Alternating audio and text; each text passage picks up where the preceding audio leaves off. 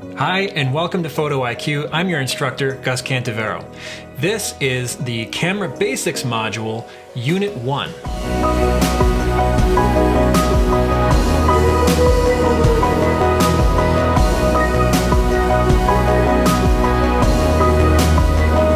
In this unit, we're going to be talking about getting started with your camera. We're going to assume that you don't know anything about your camera, how it works, how the controls work, the menu systems, things like that. We're going to start from ground one because there's no way for me to know where you're coming from. If you already know this stuff and you've purchased the full curriculum, feel free to fast forward. But we don't want to leave anybody behind, okay? So the first thing we need to identify is what brand you're using. Canon, Nikon, Sony, Fujifilm, Panasonic, Olympus are the major brands that are out there, but they're not the only ones that are out there. We're seeing different companies create different cameras and get into the market to try to test the waters a little bit. A few years ago, Samsung tried to enter the camera market with their NX camera. They didn't sell a lot of them, partially because it's really, really hard to break in without name recognition and an already existing user base, people who are looking for the next camera to upgrade to. That doesn't mean that there aren't great ideas out there, and if you're just looking for an inexpensive camera to break in and learn photography, then buying one of those cameras like the Samsung, for example, might be a good way to do it because you can buy it used at a very, very affordable price. There's some other brands that are out there, but they're not really worth going into because they're upstarts and they don't really have a user base behind them or name recognition, and you're not likely to encounter them in the camera store. There are a couple of exceptions to that rule though. Zeiss is coming out with an all-in-one camera. It has a built-in 35mm lens, and it has a very large touch screen on the back with raw capture, a very large built-in hard drive, the ability to adjust your raw images live on the camera and then upload them to social media or back them up to your cloud storage. So there's some very exciting ideas that are coming out. There's also some other high-end camera manufacturers, but anybody watching this video, it would be unlikely that you would own one of those. However, it's still possible that you could inherit one or be gifted one, such as a Leica or something like that. If you're fortunate enough to receive one of those cameras, you're very lucky because they're beautiful cameras with very, very high levels of craftsmanship. And it's important that you know how to use them properly and realize the value of the object that you have and not mistreat it. So we're going to start to talk about some of those things today. Now that you've identified the brand that you're using, you can start to become familiar with the unique terminology within that brand sphere, right? So there are going to be some terms that are unique to that camera maker. Each manufacturer is going to have their own quirks that are unique to that camera. There's going to be oddities, or there's going to be some things that don't have cross compatibility with other brands, and a number of these things we're going to be talking about. For an example, the Sony hot shoe is unique to Sony, so not any flash is going to work. Some flashes will because they have kind of a dumb pin where it's just a center connection. All it does is transmit data to say flash, but it doesn't have any kind of intelligent features to try to read the scenario. Other things that we're going to be talking about are the controls and the terms that are going to vary by model, and that it's very important that you refer to your manual for the specifics contained therein. And I know a lot of people don't like to read manuals. I'm a guy. Guys are not supposed to read manuals. We're supposed to just figure things out. And by and large, 98% of the things I can figure out on my own. But there's going to be a lot of things that are so unique that there's no way to know what they mean by it. And the only way to know is to get into the manual. At this point, these cameras, especially these mirrorless cameras, are so small and they have so many features built in. They're like little computers. Things, for example, like the Fujifilm, I had to go into the manual a few days ago because I saw something in the menu system called color chrome. I had no idea what that meant, and it had 3 degrees of effect: strong, medium, and weak. What does color chrome mean? I assumed it was some sort of film simulation related to Fujichrome, but that is already in the film simulation mode menu, so why would there be another menu for it? So I went and checked it out. Turns out it's actually color retention in the shadows. how would you know that if you didn't go into the manual? So there are going to be a lot of things like that, and it's important that you do go to the manual whenever you see something that you're not sure of, because there's a lot of different cameras out there, not just varying by brand, but varying model to model, because sometimes some terms are going to be simplified for the more amateur level user base versus the professional base. So some terms might be simplified, and then they're not saying the same thing. So even if you owned one model of the camera and then you went to another model of the camera within the same brand, you still might get confused. And I wouldn't want you to miss out on features that are included within your camera. So, it's important that you go and you learn what all those terms actually mean.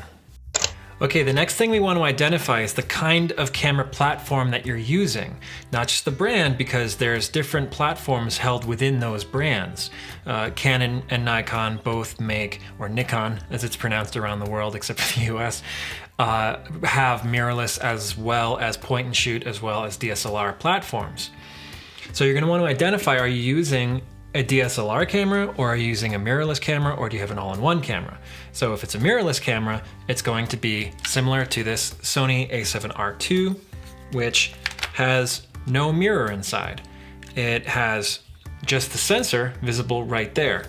If you're using one of these style cameras, this is the Canon T7i or the Digital Rebel T7i, then when you remove that lens, behind there is going to be a mirror that's on an angle. So the light comes through the lens, hits that mirror, goes straight up, there's another mirror, and then bounces out of the viewfinder into your eye. So the light is being bounced in like a Z shape before you can actually see it. And then when you expose your image and you hit the shutter, that mirror flips up and the light goes straight into the sensor. The shutter opens and closes, and then that's how your image is exposed. So those bodies need to be a little bit larger and a little bit thicker as compared to how thin this camera is, because it needs to accommodate a mirror that has to flip up and down. So if you have one of those cameras, it's just a different style. It means that you're not going to have the electronic viewfinder, which is going to give you a preview of your exposure. Nothing wrong with it. It's an older style. It's still very relevant. They make a little bit more of a robust body so that they're a little bit more weather resistant, a little larger to grip, larger battery accommodating so they have more power. You just want to know exactly what you're using so that we can all be starting from the same level here, so knowledge base, I should say. And then the third type is the point and shoot, similar to this Sony RX100 style camera. And that is a raw capture capable camera, but it's all in one. So it does have a zooming lens, but you can't change that lens. And you do have full manual control capabilities with that, as well as full auto modes, just like you would on any other camera. Okay, next, what kind of sensor does your camera have? Is it a full frame? Is it an APS-C? Is it a micro 4/3 camera? Or is it a 1-inch point and shoot? So if you had a point and shoot, we'll back up one frame to here. If you have this camera, one of these little point and shoots, most likely it's going to have a 1-inch sensor. If you have, this is an Olympus OMD series camera, that's a micro 4/3 sensor. And this Canon T7i is an APS-C camera. So we're going to be starting off here trying to identify and sort of up our technical knowledge, okay, so that we are understanding apples to apples when we talk about things like field of view, crop factors, things like that. And we'll talk about that in greater detail. And on this section here with the sensor format, I'm actually going to input a clip that we used in the buying guide, because I did a really good job of explaining the differences between the sensor formats. So I'm gonna pause here and I'm gonna input that segment. One other thing that's really important to know the difference between these, because this is going to predict a big price jump, okay? So and if you look in the illustration, the big blue frame represents the full frame 35mm sensor, which is the same size as the original 35mm film, okay? So the new sensors are the exact same size as 35mm film. And that is basically because Canon and Nikon which sort of led the charge from film into digital, still allow a lot of those old lenses, and they had cross capabilities for it. And then as digital got better and better and better and people stopped buying film cameras, the lens technology in the way that it communicated and mounted to the camera stayed the same. So they still have the same electronic connectors. So you can still go buy a 20-year-old Canon EF lens or a Nikon F mount, and they can still connect to the new cameras, which means that there's an awful lot of them out there on the used market to purchase. The next one down is the APS-C sensor, which is basically half the size of a 35mm, and the crop is 1.5, which means if you were to put a full frame lens onto an APS-C sensor, because the sensor is half the size, you're only going to see the center half of the image circle from the lens. So you're cropping into it. Some people say that there's a magnification factor. That is a misnomer. I don't want to say it's wrong because the meaning is basically the same, but what you're actually doing is cropping. You're not magnifying it, you're cropping into it. Canon has its own proprietary APS-C sensor, which is a 1.6 times crop. Okay, so it's just a little bit smaller than the standard APS-C. Then beneath that you have the Micro Four Thirds, which is actually a 4:3 ratio sensor, whereas the 35mm is a 3:2. So when you enlarge those, remember the old enlargements was the standard 4:6? That's a 3:2. You double 3:2, you get 4:6. The Micro Four Thirds is a 2 times crop. So if you have a 50mm lens for a full frame, and you put that on an APS-C sensor, you're going to end up with 75mm approximately field of view because you're cropping into it. If you were to put it on the Canon APS-C 1.6, you'll end up with an 80mm. Okay, so if you're buying if you have a full frame 50mm lens for Canon EF mount, and you put that on a Digital Rebel, which is an APS-C crop sensor, okay, stay with me, that's going to turn that lens into effectively an 80mm because it's 1.6 times crop. If you were to take that same number and apply it to a Micro Four Thirds camera, it would crop into it even further and double that focal length all the way out to 100mm. So when you're looking at a Micro Four Thirds system, which is typically Olympus and Panasonic, to get the same field of view, your standard 50mm, you'd be looking at a 25mm lens. And then beneath that, when you have the 1-inch, which is typically reserved for a point and shoot, you don't see that on single lens reflex. Okay, to try to explain the sensor sizes a little bit more clearly, I have a couple visuals here for you. All right, this is the Sony a7R Mark II, which has a full frame sensor, and it is a mirrorless camera. Okay, so I have right here, I brought the Joby back with the smartphone holder, and I have my iPhone 8 Plus, and this way you can see the size of the sensor here when compared to this. This is the Fujifilm X-T3, and this is an APS-C size sensor, okay?